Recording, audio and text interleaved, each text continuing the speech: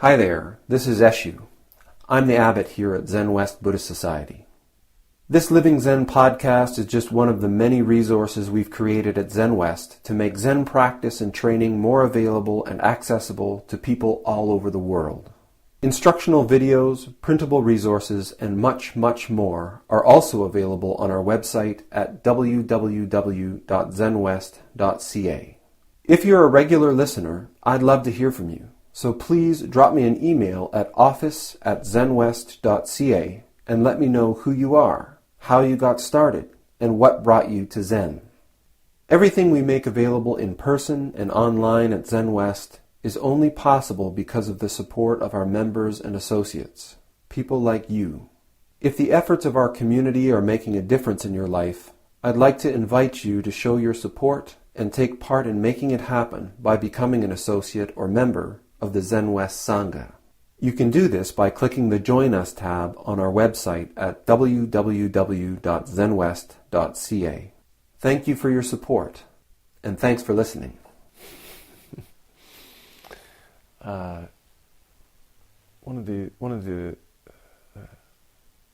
challenges of giving Dharma talks some days is really not knowing where to begin or what to start talking about.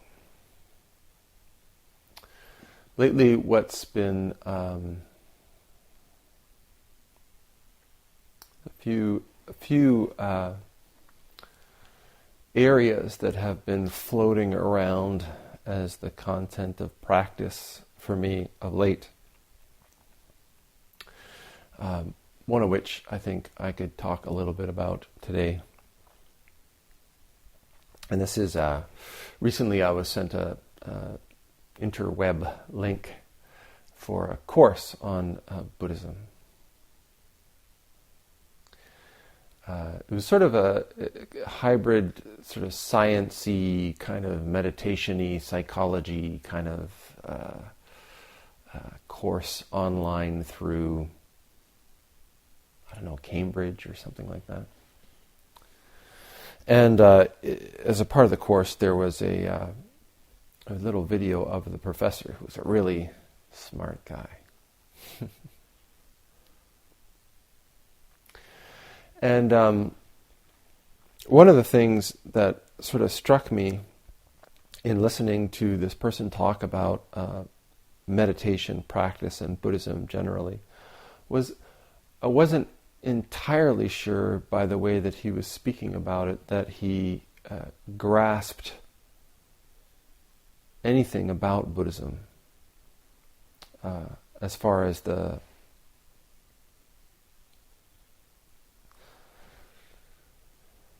experience of the Dharma. And primarily this is a challenge, I think, for everybody who comes to investigate and explore Buddha Dharma. The Buddha laid out the Eightfold Noble Path as the way to liberation or awakening. And the first of those steps or flagstones, of the Eightfold Noble Path is this one that's called right view, usually. Right view. And in Zen practice, this first step is one that carries extraordinary significance because it's really based on having the right view or having a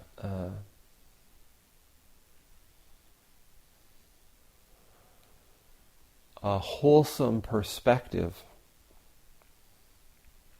that the rest of the steps or the rest of the pieces of the Eightfold Noble Path become useful. So what is this right view? Wholesome, maybe not the right word, wholesome. Whole perspective. So I guess the challenge is that each of us, when we come to practice, we grow up and we have this perspective that's shared almost universally around the world, even after we have some realization and practice in our lives. It's very difficult not to be completely immersed and fixed in a perception of the world that's based on self and other of objects, inside and outside, I am and you are. We spend a huge amount of our time from the time that we're quite young developing a clearer understanding of the differentiations in things, the specifications in things, what makes things what they are. From the time that we're quite young, we learn how to identify all kinds of different bugs and different plants and different foods and different trees and different animals of all kinds and different weather systems and different cars and different, and on and on and on and on and on. And whatever it is that tickles our fancy, we generally tend to get more and more detailed about what it is that thing is. And more as we grow up from children into our teenage years and into our young adult lives, we more and more clearly identify who it is that we think we are, or what it is that makes us us. And that's not such a bad thing. I think that developing this capacity to discern, to clarify, to identify, to discriminate in one way, is one of the most refined and important skills that we can develop as a human being. The problem comes when we attach to that as being a statement or a comment about the real, quote-unquote, nature of things. When we look at objects or environments or creatures or circumstances or ourselves or our friends as being things that are real in terms of unchanging, lasting, and permanent.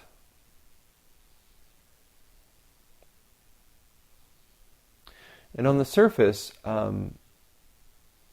when we talk about these things, I think it's really easy to sort of say, oh, well, that doesn't make sense. Although many people really carry a very strong belief in the realness of the self, or the soul, if you like, who I truly am, the real me. When we talk about it in a Buddhist context, many people say, "Oh, they understand that this is not the way that things are." Even if we look at it from a scientific perspective, I've heard many scientists talk about the nature of the world, the nature of the environment, the nature of the physical body, and the nature of the brain, in a way that's fundamentally consistent with Buddhist teaching, that there is nothing fixed, lasting, permanent, or in an absolute sense real about any of those things.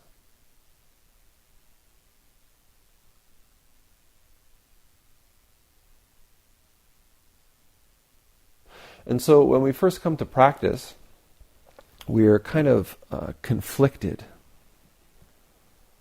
And in some ways, the Buddha's teaching is that all of us as human beings are fundamentally conflicted. Our perspective, or the way that we go about living our lives, or the way that we go about perceiving ourselves and other people and our circumstances and our environments, is inconsistent with what we actually deeply know through experience about the nature of the world. They're in conflict. We look at our relationships as if they're unchanging, lasting, and permanent, when deeply, I think we know that they're not. We look at circumstances and hope and attach and fixate on them being unchanging, when we know deep down through experience that they're not. This is one of the things that is most amazing about practice, I think, is that we don't have to reach out to some leap of faith. I don't have to say, you must believe this to be true. In a lot of ways, I just have to say, let's just take a moment and look at our lives and see if there is a relationship that's been, fixed and permanent and unchanging and lasting. Let's look if there's been a physical environment that, hasn't required any maintenance or cleaning. Let's look if there's been a job that's provided lasting satisfaction in a permanent way. Let's look at, on and on and on and on. And your whole life has been a massive data collection of facts about the nature and activity of the arising existence, dissolution, and disappearance of all things. Everything that is of the nature to be born is of the nature to die. This is one of the fundamental teachings in Buddhism.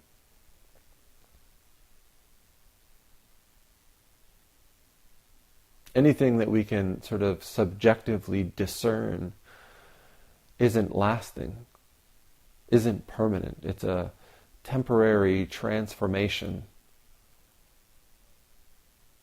that arises out of emptiness, out of space. So over and over again in our lives, we're given an opportunity to experience this.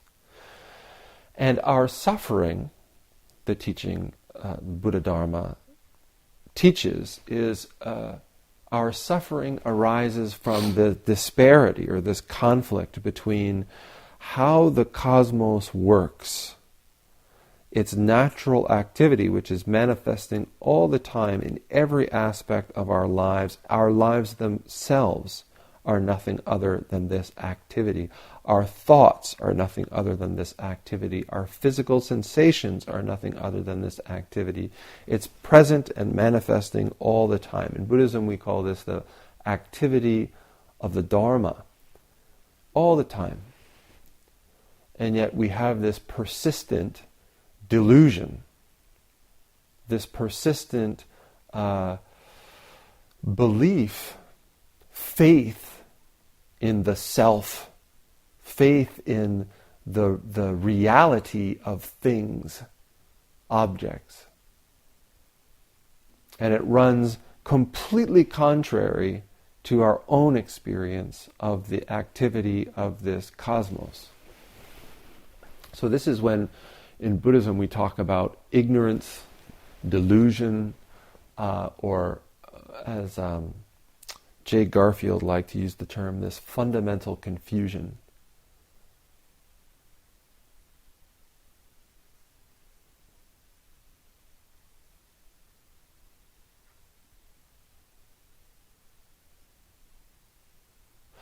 So when we come to Buddhism, one of the real challenges is when we look at Buddhism, when we haven't really investigated this fundamental confusion, when we haven't really allowed that to deeply sink in, when we haven't really fundamentally transformed the way that we perceive the world, we begin to look at Buddhism. We begin to look at this teaching about the functioning of the Dharma activity from the perspective of a fixed self.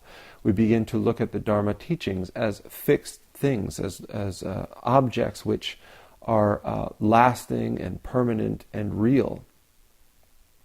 And so when we look at a teaching like the Eightfold Noble Path, which is often translated using terms like right, immediately the thinking mind, the believing mind, the fixing mind, immediately posits a wrong, immediately posits a person who is doing. So when we get into things like right livelihood, or right speech, right meditation, we get into these really divisive ways of thinking about things, right and wrong, good and bad. But when we first of all focus on view, this word right really needs to be questioned, because it's in at least the Western mind, at least in my mind, right is a fundamentally divisive term. Correct is also a kind of binary imposing term. I think whole is one that's complete, full. They're words that sort of, I think, point more clearly at what is being spoken about. We have to get the big picture. We have to begin to perceive things in a way that breaks apart the fixation with self and the belief in separateness, the belief in sort of independence, the belief in selves, lasting, permanent, or on a sort of, to put it in traditional terms, the belief in self itself. Anatman, anatta. No selves, no souls, no indestructible components. Once we grasp that, once we really deeply grasp this principle, not just with our heads, but in a moment-to-moment daily life way, then the rest of the Eightfold Path becomes about living life in a way that is consistent with this understanding of the activity of the Dharma. So it's not about a right livelihood versus a wrong livelihood. It's about a livelihood that is consistent with understanding the activity of the Dharma. It's about making efforts in our lives that are consistent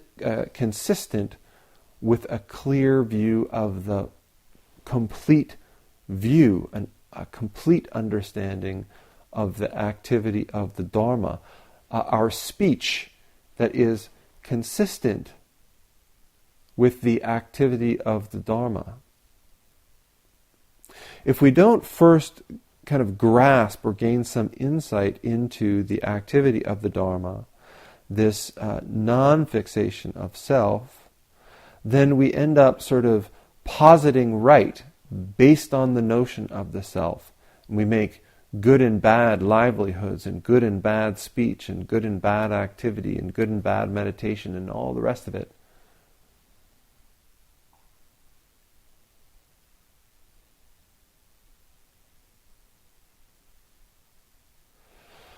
And as we develop, or as we continue from this clarity, even a small amount of insight, even a small amount of genuine realization about view, about the activity of the Dharma, deeply informs every other step.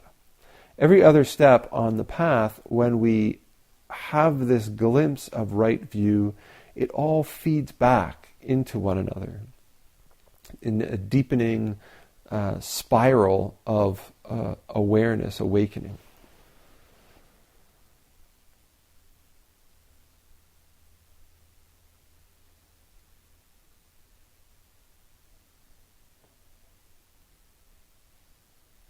So when we come to Zen practice, there is, in particular in Zen practice, I guess I should talk about, we still have all of the Buddhist sila and refuges and all of the traditional rules and regulations about conduct, and we have lots of bylaws and ethics statements and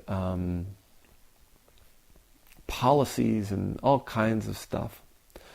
And in our Jukai ceremony, as well as in our ordination ceremony, there's a particular aspect that I've always felt very strongly about. I've always felt very connected to. And it says, in talking about the sila, it says the sila are they're comments about the fundamental activity of the Dharma. Pratitya samutpada is the Sanskrit word. It means interdependent co-origination or interdependent co-arising, or essentially that anything that arises is intimately connected with anything else that arises. We inter-are. We are one. That's basically what pratitya samutpada means. It's this activity that all things that have manifest simultaneously together. This is a statement or a comment about this right view. Being able to see this, perceive this, feel this, know this in each activity is to realize pratitya samutpada. And in our ceremony, it says, when we realize this activity, when we realize this pratitya samutpada, when we realize view, then it becomes very difficult to live a life that is not harmonious with the sila. The ceremony actually says to freely follow the Dharma activity is to freely follow the sila. When we grasp this deeply, it's very difficult to walk, to interact, to work, to speak in a way that disrupts or goes against or is disharmonious, discordant with this activity, this realization of our interbeing. The ceremony then goes on and says, but to realize this is sometimes quite difficult. And so we have these sila, which will act as a light upon a dark sea. And we can recognize that even for the best of us, even for, we have moments where we are deeply, intimately aware and connected with the groovy, harmonious functioning of the cosmos. We have moments where that's just radiantly clear. And for the most part, I think most of us have moments where it's really not, and we're really fixated and caught up in subject and object and me and mine and what's good for me and what's good for my family. We have all kinds of different pockets that we can get caught up in and fixate self and other. And so in practice, these sila, all of them, all the rules, all of the guidelines and all the statements and all of the policies, they're all completely unnecessary for the individual who is completely immersed and completely aware of the fundamental activity of the Dharma. But the truth is that I don't know of anybody who is permanently, immovably immersed and flowing with the activity of the Dharma all the time.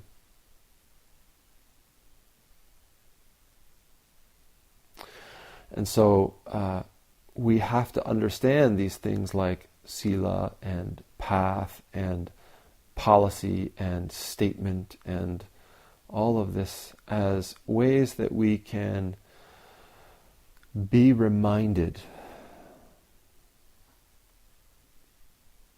And this is I think the most important thing when we do jukai or when we take a vow. One of the things that I talk about when we do the fundamentals course is that the sila are something that evolved over time in the Sangha. The Buddha, the first monks that the Buddha brought into the Sangha or confirmed as part of the Sangha had been mendicants, had been spiritual seekers for a very, very long time. In the whole ordination ceremony, they had practiced with Shakyamuni before his awakening. He knew them well. He knew their characters well. He knew their perceptions well.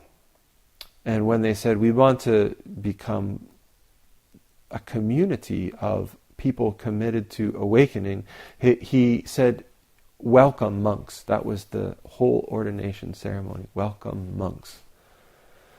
And then as the community developed and people who had spent less time committed to this spiritual endeavor, this endeavor of awakening, the 3 refuges were formulated: taking refuge in the Buddha, taking refuge in the Dharma, taking refuge in the Sangha.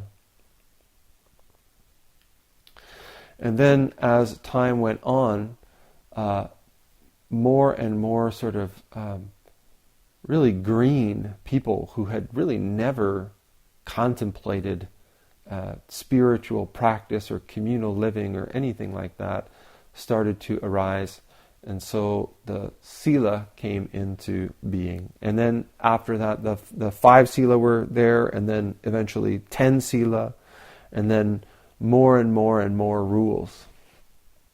And I always talk about when we're investigating the sila or when we're doing exercises in the fundamentals class that we can really observe the lawyer mind or the divisive mind or the nitpicky mind that comes up and says, well, when you say this, do you mean this, this, or this? And, when you say don't do that, does it mean I can't do this or can't do that? And this is the mind of separation. This is the mind of getting focused on the rules instead of on what the guideline is pointing us to, pointing us back to.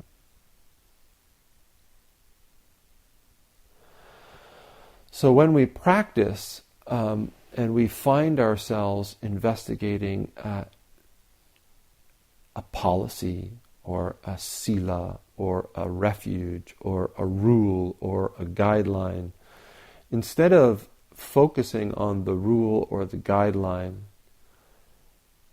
understand these as reminders to return to the original, return to the origin, this principle of pratitya samutpada, this letting go of the separation of self and immersing ourselves in this fundamental activity of the Dharma.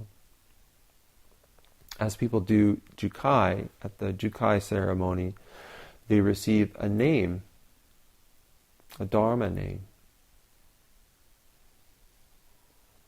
And a function of this name, it seems like when people receive a name, they instantly become connected with the name, positively or negatively. They take ownership of it, or they really fight and struggle with the name. But the intention of the name is just like another pointer or another reminder, so that as we're doing something and somebody calls out our name, that can do a couple of things. The first is that it creates a separation where we say, oh, that's me. We make an identity out of the name. And the other way that we can do it is that name, particularly a Dharma name, can be a gate through which we return to the origin, letting go. This is an old tradition and an old reminder, and I suspect that it's at the root of what the Buddha used to refer to himself as Tathagata, thus coming, thus going.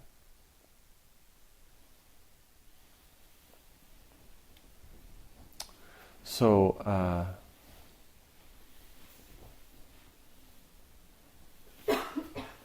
coming back full circle, it seems like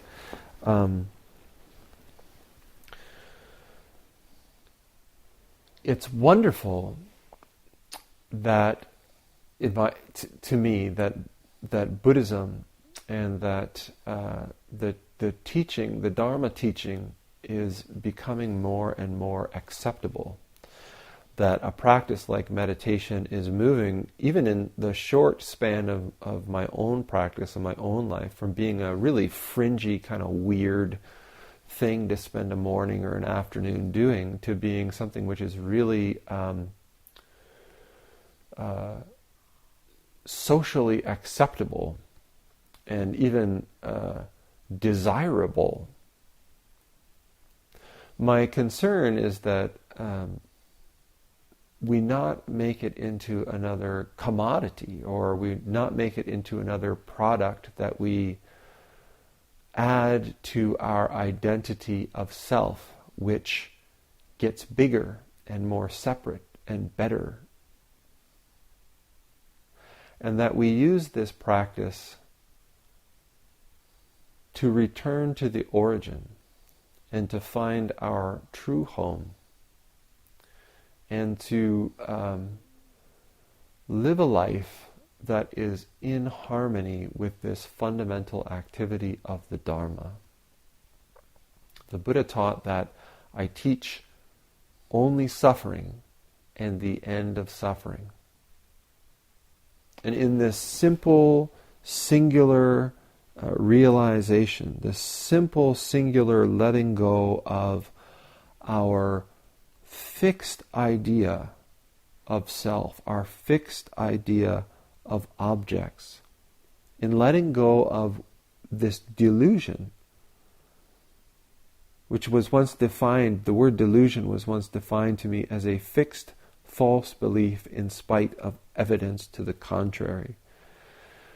Letting go of this delusion liberates us from a tremendous amount of suffering. Thanks for listening to the Living Zen-podcast. If you follow Living Zen through iTunes, I would very much appreciate it if you would take a moment to let me know what you think about it by rating or reviewing the podcast, so that new listeners can also hear what you have to say. Thank you for your time and for your support.